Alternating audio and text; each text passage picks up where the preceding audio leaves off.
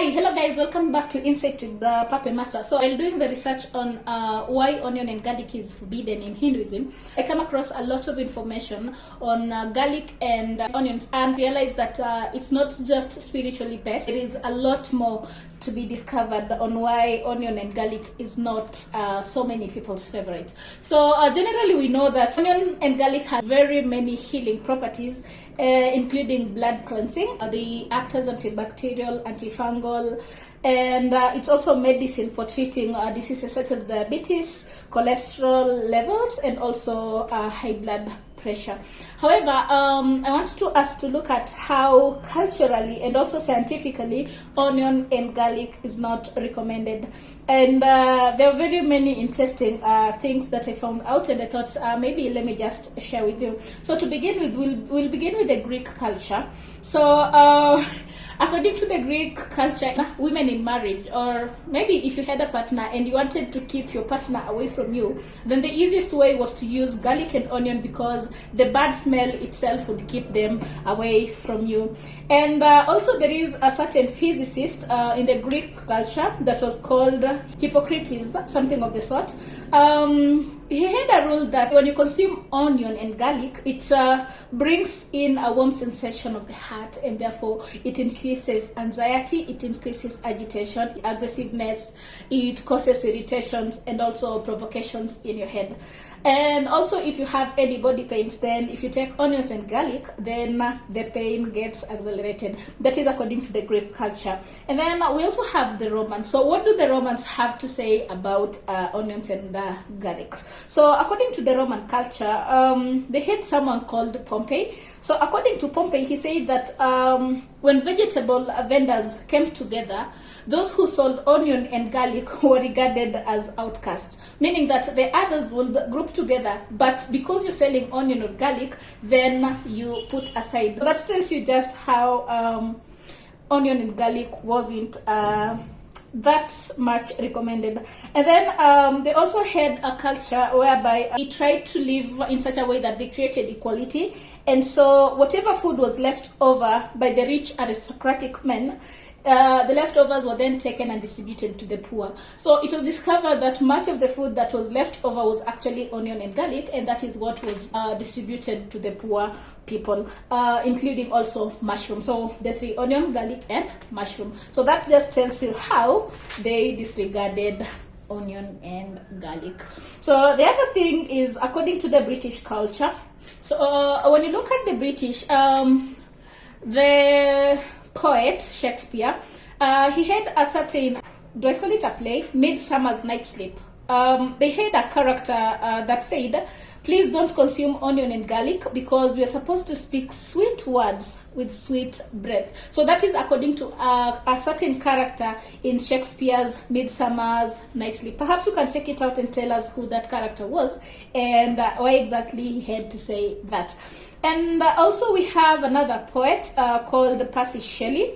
Percy Shelley broke his friendship with a certain Lord Byron, and when he met him in Italy, he actually broke the friendship because he saw him, that is, he saw Lord Byron consuming garlic in a social gathering, and that is why he found that as grounds for a breakup. And then also when the British visited India, they found that most people were suffering from leprosy, and it was so prevalent that time. They saw that the lepers had peeled skin. When they looked at their lifestyle, they realized that they were consuming garlic and onions, and therefore they tagged leprosy as the peeled garlic disease. The next culture is the Egyptian culture. According to the Egyptian culture, they say that those who are poor must accept bread, beer, and onions, and they forbid their priests in the temple to consume any of the three because they believe that that is something that belongs to the poor people.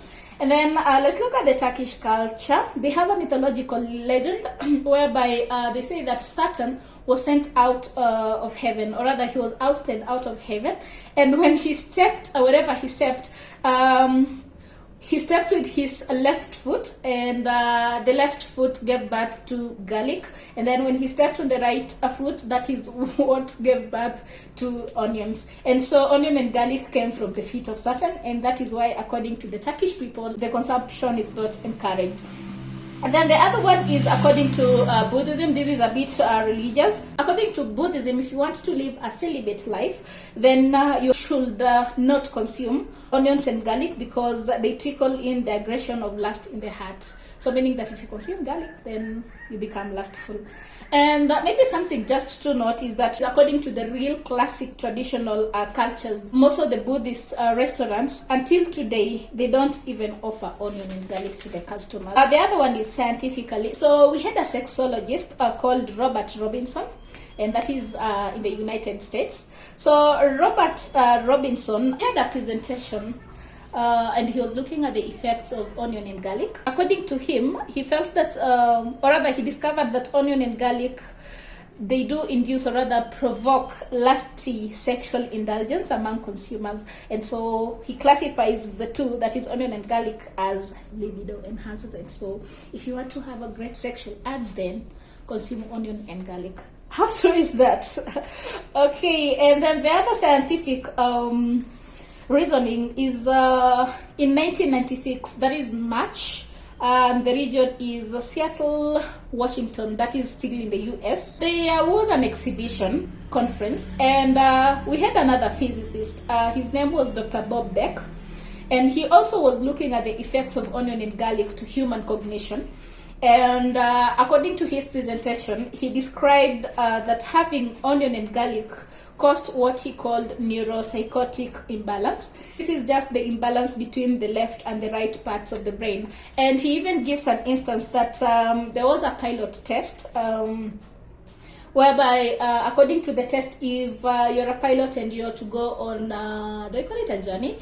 So 72 hours before the journey, you shouldn't consume garlic, because they believe that it slows down your reaction, meaning that if something happens, instead of you reacting in 1 second, you'll do that in 3 seconds. So those are just some of the reasons as to why most people culturally and scientifically are against the consumption of garlic and onion. And I'm not here to tell you guys to stop consuming onion and garlic. If you do that, continue doing that. I personally have no problem with them, but Insight with Pape Masa is just here for knowledge sake. So now you know, and while you interact with people, if they have reasons as to why they're not doing something, then as humans we should just understand, because that diversity is what makes us human. So thanks for being here. Until next time, Akoj Kidar. Bye for now.